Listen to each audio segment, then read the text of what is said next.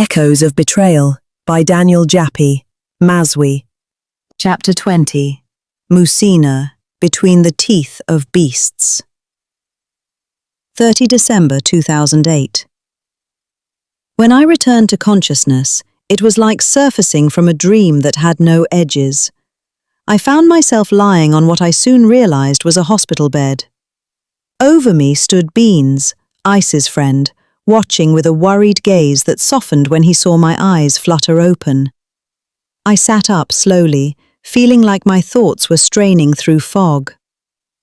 "Where am I?" I asked, voice hoarse and uncertain. "Musina Hospital," he replied gently. "South Africa. The soldiers brought you here." His words jolted something inside me. "Soldiers?" I panicked. My breath caught. "Do they know?" I whispered. "Do they know it was a crocodile?" He reached out quickly, placing a firm finger over my lips. "Shh, don't panic," he said in a low, calming voice. "Lower your voice." Terror prickled at the edge of my skin. If they knew a crocodile attacked me, they might assume I was a border jumper, and in these parts, Zimbabwean border crossers were treated like wild dogs, not humans. But what startled me even more was Beans's certainty. He said the soldiers hadn't told the nurses or doctors about the crocodile, but that I had told him earlier.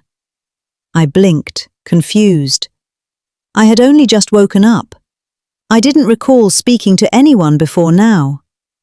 "You told me before you fell asleep again," he insisted, his voice low but steady. "The nurses think it's the medication still in your system. You're in a fog, Dolly. Don't worry."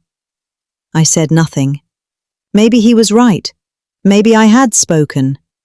But I hadn't told him about the hyena, and when I mentioned it, he stiffened, uncertain, maybe even doubtful.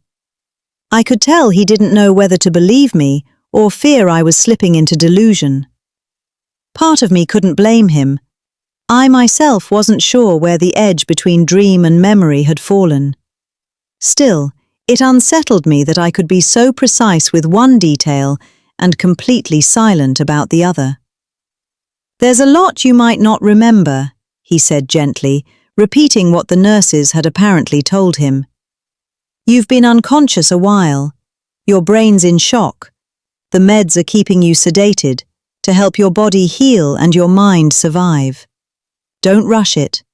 Let your memories come when they're ready." He then recounted the rescue. An anonymous caller had tipped off the South African police. A Zimbabwean border jumper was presumed dead near the old Bait Bridge. The police, in turn, called the soldiers to search the riverbanks. That's where they found me, unconscious, bound to a tree like a winter dress abandoned outside a charity shop. In my jacket, they discovered my British asylum passport. That changed everything. The moment they saw it, the narrative shifted. I was no longer a border trespasser. I was a tourist, a victim, a survivor of South Africa's wild predators. The soldiers relayed the information to the police, who used my passport to contact the British Embassy. The embassy reached out to ICE, who then sent Beans, already in Johannesburg on business, to rush to my side. "You were lucky," Beans kept repeating, as if trying to convince himself. "No," I said softly, looking at my bandaged leg.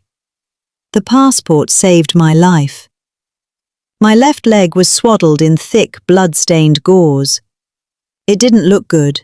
It was swollen, the color of bruised fruit. I wasn't surprised when Beans winced each time he looked at it. A nurse entered the room and began checking what she called my vitals: pulse, blood pressure, temperature, breathing, oxygen levels. She moved with the calm confidence of someone who'd already seen me before, though I had no memory of that. Then she started redressing the wounds. I tried to keep my eyes averted, but caught a glimpse.